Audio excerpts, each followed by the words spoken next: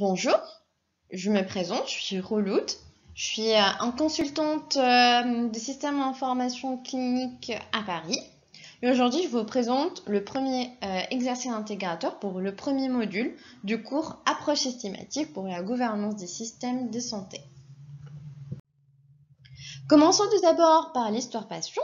Madame X, âgée de 45 ans, elle est suivie à Gustave Roussy, c'est un centre de lutte contre le cancer à Paris, pour un cancer de sein métastasé. En vue du stade avancé de sa maladie, son médecin traitant lui a prescrit de la chimiothérapie par voie orale et un suivi tous les 6 mois.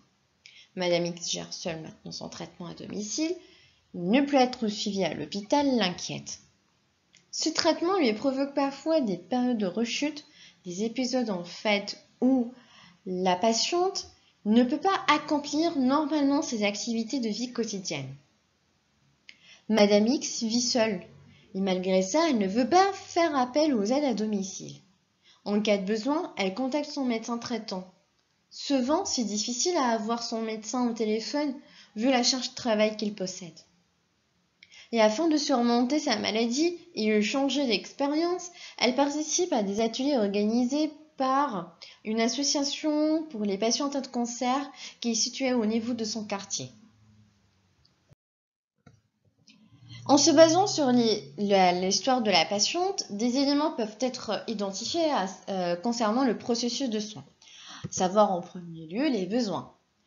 La patiente, elle a exprimé certains besoins, à savoir un besoin d'accompagnement pour sa maladie et un besoin d'aide pour les activités de vie quotidienne. Et face à ces besoins, elle a exprimé certaines demandes, à savoir des demandes d'information sur l'état de sa santé. Des buts de santé ont été pu identifier, à savoir l'autonomie, mieux vivre avec le cancer, améliorer l'expérience santé et l'orientation. Pour atteindre ces buts de santé, des actions ont pu être mises en place, à savoir la proposition d'un traitement innovant, la chimiothérapie par voie orale par le médecin, les renseignements qui ont été donnés également par les médecins et le réconfort qui a été donné par les membres de l'association. En se basant sur les éléments que nous avons pu identifier précédemment, ce schéma a pu être élaboré. Donc, au sein de la communauté, nous avons Madame X, la patiente, qui est suivie pour un cancer de sein. Au sein de l'hôpital, le médecin, le prestataire de soins, lui a prescrit de la chimiothérapie par voie orale. Donc, Madame X, elle n'est plus traitée à l'hôpital, mais traitée donc à domicile. Elle gère toute seule son traitement. À ce niveau-là, on peut identifier la première relation qui existe entre le prestataire de soins et la patiente. À ce niveau-là, certains buts de santé peuvent être identifiés, à savoir suivre et mieux vivre avec le cancer, acquérir certaine autonomie, vu que la patiente maintenant gère seule son traitement.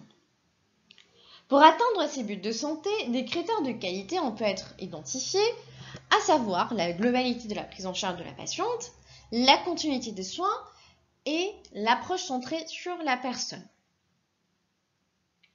Toujours au sein de la communauté, nous avons pu identifier une autre relation qui existe entre les membres de l'association et la patiente.